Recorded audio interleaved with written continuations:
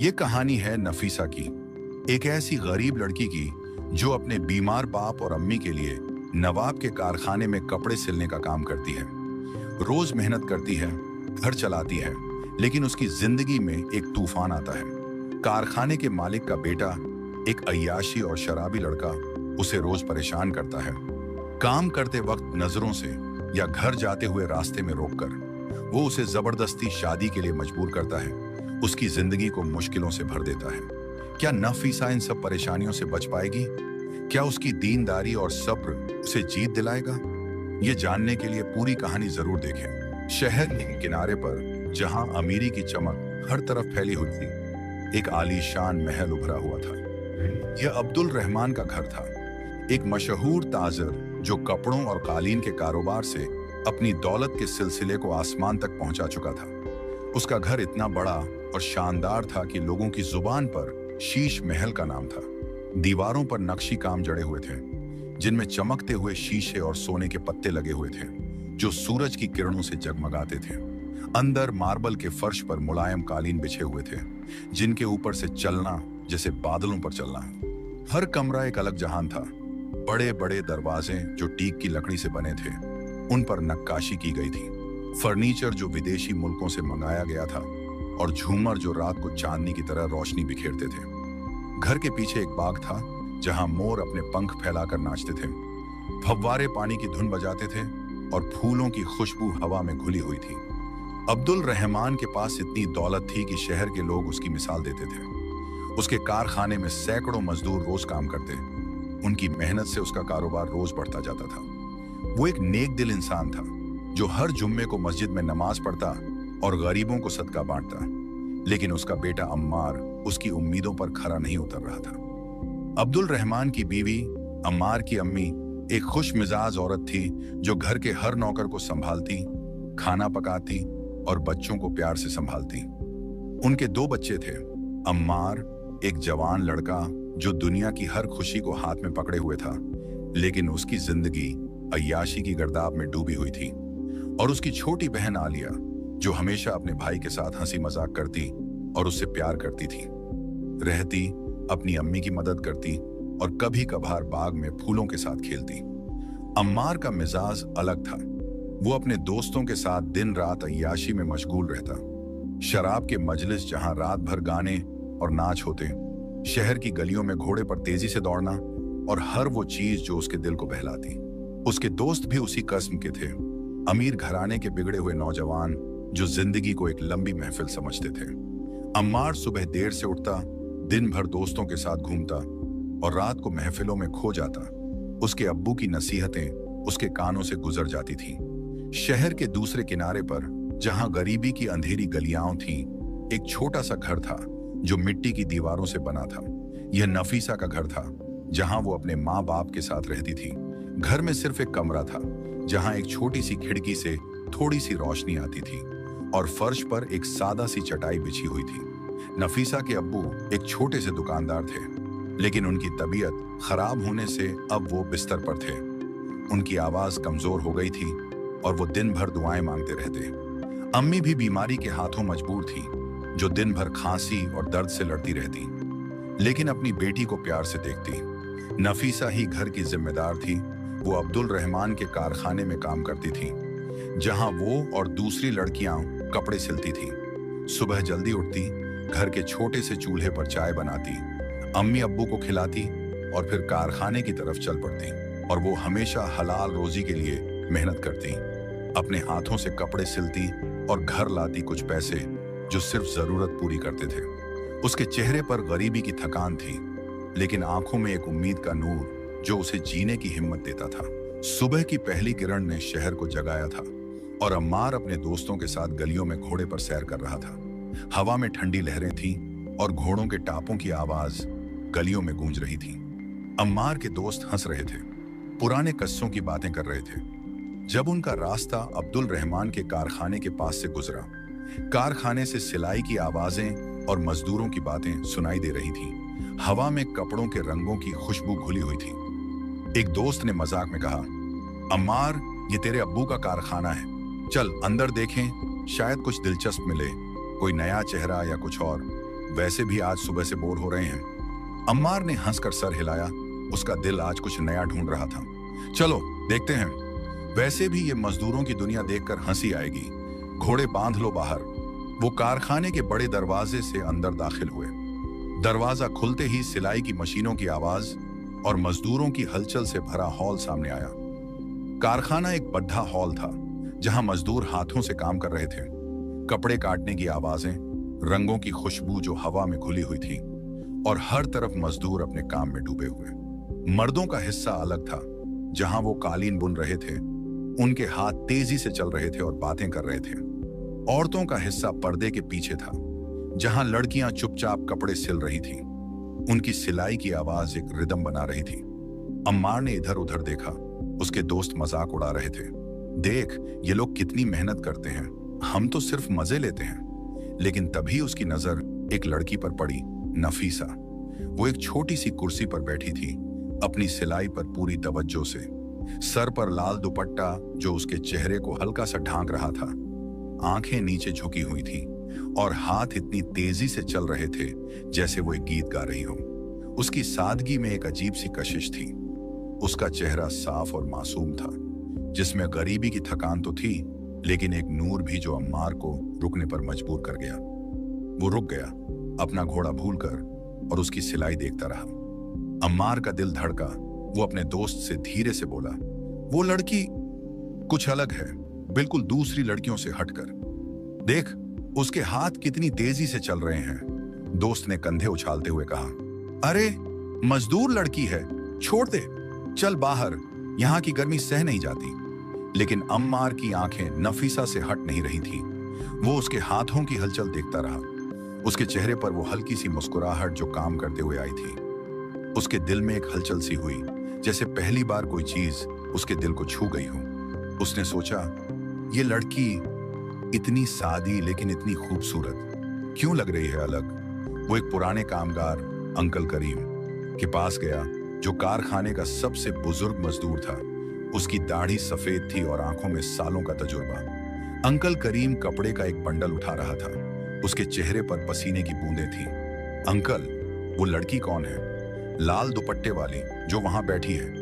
अम्मार ने धीरे से पूछा। उसकी आवाज में एक अनजानी सी बेचैनी थी। दिल की धड़कन तेज हो रही थी।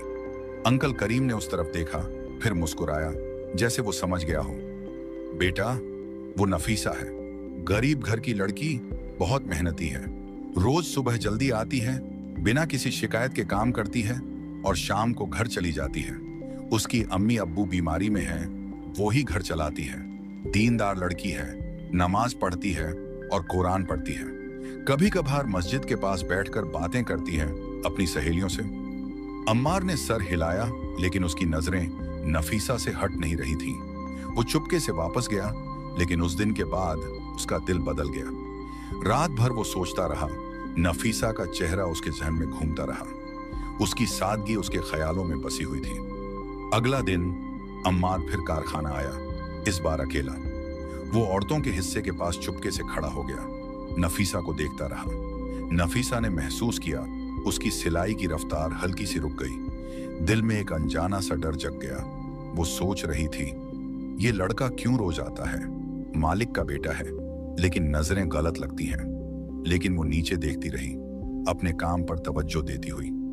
रोज ये सिलसिला चलता रहा। अम्मार सुबह आता, चुपके से देखता।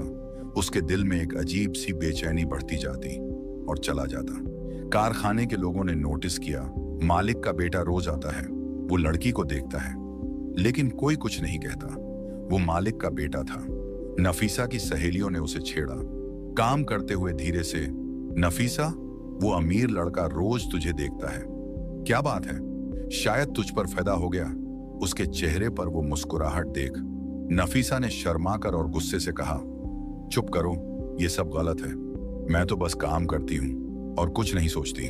वो अय्याशी लड़का है, उससे दूर रहो। लेकिन अंदर से वो डरती थी। अम्मार की नजरें उस पर थीं और वो जानती थी कि वो अय्याशी का आदी है।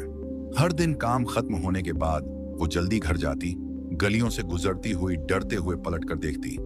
दिल में एक अनजाना सा खौफ जग गया और नफीसा का दिल बेचैन था। एक हफ्ते बाद कारखाना बंद था। सूरज डूब चुका था और शाम की हल्की सी ठंडक हवा में थी। गलियों में लोग अपने घर जा रहे थे।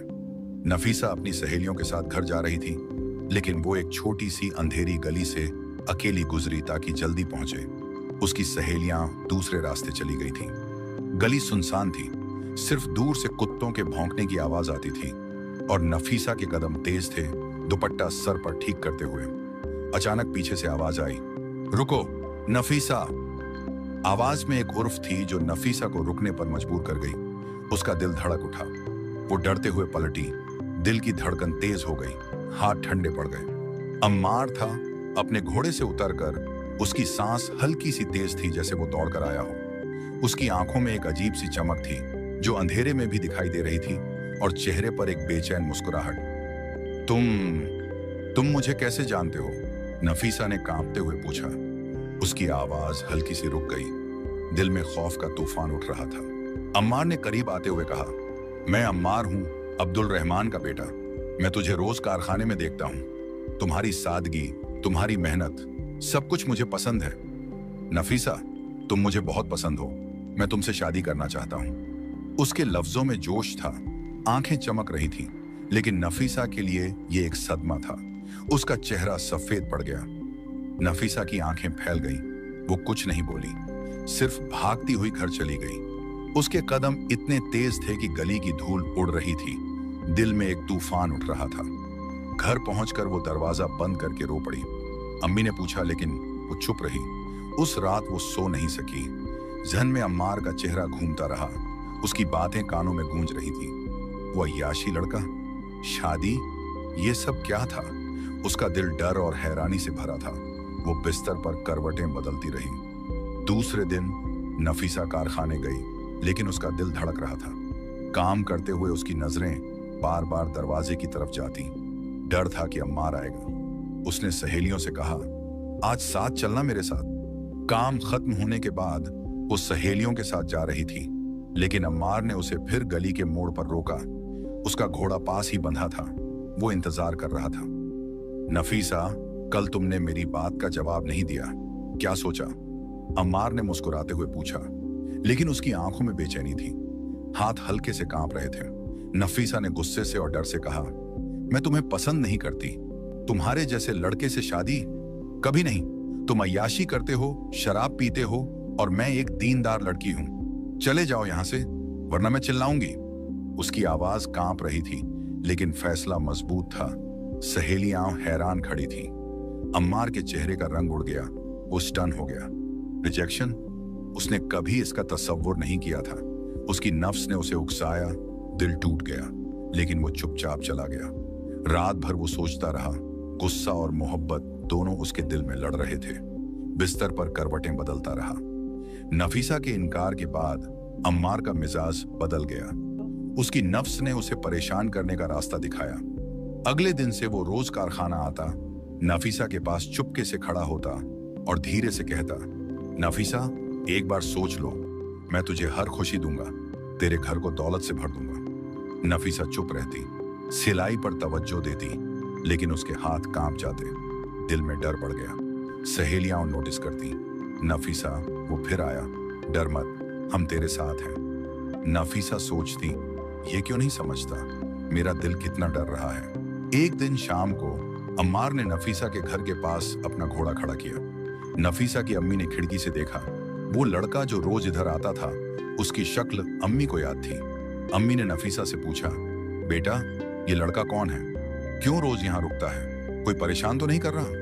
नफीसा ने रोकर सब बताया। अम्मी, वो अम्मार है, मालिक का बेटा। मुझसे शादी करना चाहता है, लेकिन मैं मना कर दी। अब परेशान करता है, रोज देखता है, बातें करता है। अम्मी ने उसे गले लगाया। डर मत, अल्लाह पर तवक्कुल रख, वो तुझे हिफाजत देगा। कल अब्बू से बात करूंगी। लेकिन नफीसा की रातें बेचैन हो गई। हर आवाज पर वो चौंक जाती। घर की खिड़की से बाहर देखती। बातें यहां नहीं रुकी।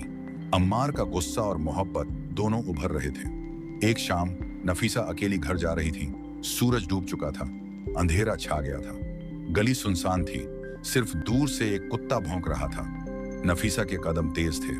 अचानक अम्मार सामने आया। उसने नफीसा का हाथ पकड़ लिया। नफीसा, मैं तुझसे सच में प्यार करता हूँ। क्यों नहीं समझती? क्यों इनकार करती हो? उसकी आवाज में दर्द था, लेकिन जबरदस्ती भी उसकी पकड़ मजबूत थी। नफीसा ने चिल्लाकर कहा, छोड़ो मुझे, मदद, कोई सुनो। तभी एक पुराना मजदूर जो वहां से गुजर रहा था ने सुन लिया और दौड़कर आया। छोड़ दो लड़की को, ये क्या बदतमीजी है। अम्मार ने हाथ छोड़ा और भाग गया। उसका दिल शर्म से भरा था, लेकिन गुस्सा भी। नफीसा रोती हुई घर पहुंची। दिल में खौफ और शर्म का तूफान था। अम्मी को बताया और रो पड़ी। अम्मार अब कंफ्यूज था। वो नफीसा से मोहब्बत करता था, लेकिन नफ्स उसे गलत रास्ते पर ले जा रही थी। कभी वो उसे परेशान करता, कभी चुपके से उसके लिए तोहफे भेजता। लाइक एक रेशम का दुपट्टा जो कारखाने में पहुंचा, मजदूर ने दिया। कभी माफी मांगता धीरे से, नफीसा माफ कर दो, मैं गलत था। नफीसा का दिल टूट रहा था। वो कारखाना छोड़ना चाहती थी, लेकिन घर की मजबूरी ने उसे रोक रखा था। नफीसा का डर बढ़ता जा रहा था। वो नमाज में दुआ मांगती, अल्लाह मुझे हिफाजत दे। एक दिन एक बड़ा वाकया हुआ। नफीसा कारखाने से निकल रही थी। सूरज डूब रहा था। लोग घर जा रहे थे जब अम्मार ने उसे रोका। नफीसा, आज जवाब दो, वरना मैं। उसके लफ्ज अधूरे रह गए। एक तेज रफ्तार घोड़ा गाड़ी उसकी तरफ आई। लोग चिल्लाए, बचाओ, और अम्मार को ठोक दिया। वो जख्मी होकर जमीन पर गिर पड़ा। खून बह रहा था। दर्द से चीख निकल गई। नफीसा ने देखा, उसका दिल धड़का। वो रुक गई। मजदूरों की मदद से वो अम्मार को हकीम के पास ले गई। उसके हाथ खून से भरे थे। वो सोच रही थी, क्यों कर रही हूं मैं ये? वो मुझे परेशान करता था, लेकिन इंसान तो है। हकीम के पास अम्मार ने आंखें खोली और नफीसा को देखा। तुम यहां क्यों आई? उसने कमजोर आवाज में पूछा। दर्द से चेहरा सिकोड़ा हुआ, हाथ बंधे हुए। नफीसा ने धीरे से कहा, इंसानियत के लिए कोई भी इंसान को ऐसे नहीं छोड़ सकता। लेकिन अंदर से उसका दिल कुछ और कह रहा था, शायद एक हल्की सी रहम। वो खुद हैरान थी कि उसने अम्मार को क्यों बचाया। वाकये के बाद अम्मार बिस्तर पर था। उसका जिस्म जख्मी था, हाथ पैर बंधे हुए थे। दर्द हर सांस के साथ महसूस हो रहा था।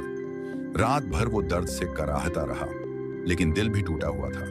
नफीसा की मदद उसके जहन में घूम रही थी। अब्दुल रहमान उसके पास बैठा, उसके सर पर हाथ फेरते हुए, बेटा, यह अल्लाह का इशारा है। अपनी जिंदगी बदल दो, अय्याशी छोड़ दो। देख कितना दर्द सहा तूने। अम्मा सोच में डूब गया। नफीसा का इनकार, उसकी परेशानी, सब गलत था। उसने सोचा, मैंने उसे कितना दुख दिया और वो फिर भी मदद की। मैं गलत हूं। एक रात हकीम के इलाज के बाद उसने फैसला किया, वो 40 दिन की तबलीगी जमात में जाएगा, एक दूर के गांव में, जहां दीन की तालीम मिले और दिल साफ हो। उसने अपने अब्बू से कहा, अब्बू, मैं अल्लाह की राह पर चलता हूं, मुझे माफ कर दें, मैंने बहुत गलतियां की हैं, अय्याशी में जिंदगी बर्बाद की। अब्दुल रहमान के आंखों में आंसू आए, लेकिन दिल खुश हुआ। जा बेटा, अल्लाह तेरे साथ हो, ये तब्दीली तेरे लिए बेहतर है। आलिया ने रोकर अपने भाई को गले लगाया, भाई वापस आ जाना, बदल कर, मैं दुआ करूंगी तेरे लिए। अम्मार एक गांव पहुंचा जहां जिंदगी सादा थी। मिट्टी के घर, मस्जिद के मीनार और लोग जो नमाज और जिक्र में लगे हुए थे। वहां वो सिंपल कपड़े पहने, शराब छोड़ दी, अय्याशी की यादें भूलने लगा। रोज सुबह फज्र की नमाज, दिन भर दीन की बातें और रात को जिक्र। उसका दिल धीरे धीरे साफ होने लगा। उसकी आंखों में अब एक नया नूर था। वो सोचता, नफीसा ठीक कहती थी, मैं गलत था, अल्लाह मुझे माफ करे। गांव में एक बुजुर्ग आलिम थे जो जमात के लोगों को वाकयात सुनाते। एक रात जिक्र के बाद बुजुर्ग ने एक रियल इस्लामिक वाकया सुनाया। हजरत उमर इब्न खत्ताब रजी अल्लाहु अन्हु की तब्दीली की कहानी। बुजुर्ग ने कहा, बेटा लोगों, सुनो हजरत उमर की कहानी। वो एक सख्त दिल वाला आदमी था, मुशरिकीन का सरदार जो मुस्लिमों को परेशान करता था।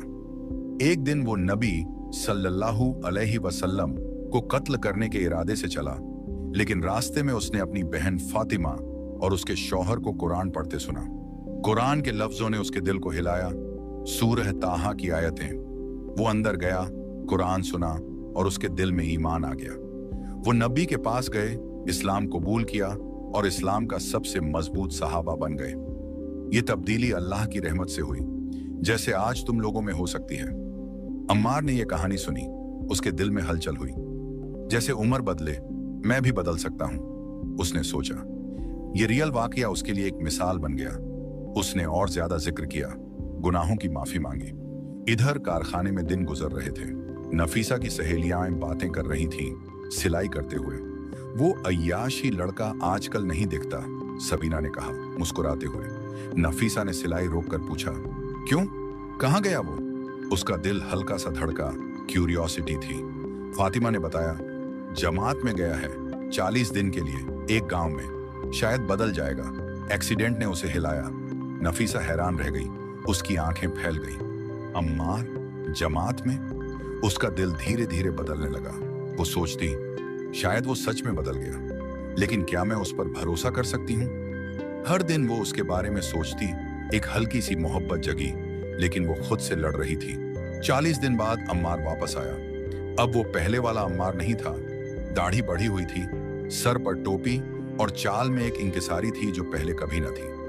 उसका चेहरा सुकून से भरा था, आंखों में एक नया नूर था, जैसे दिल साफ हो गया हो। वो शहर की बड़ी मस्जिद में रोज जाता, सुबह फज्र की नमाज पढ़ता और दिन भर कुरान की तिलावत करता। उसने अपने अब्बू का कारखाना भी संभालना शुरू किया। मजदूरों से अदब से बात करता, उनके काम का ख्याल रखता और अब्दुल रहमान को देखते ही खुशी होती। ये मेरा बेटा है जो अब सच का रास्ता चुन रहा है। एक दिन अम्मार कारखाना गया। मजदूरों ने हैरान होकर देखा, विस्पर किए, ये मालिक का बेटा है, कितना बदल गया।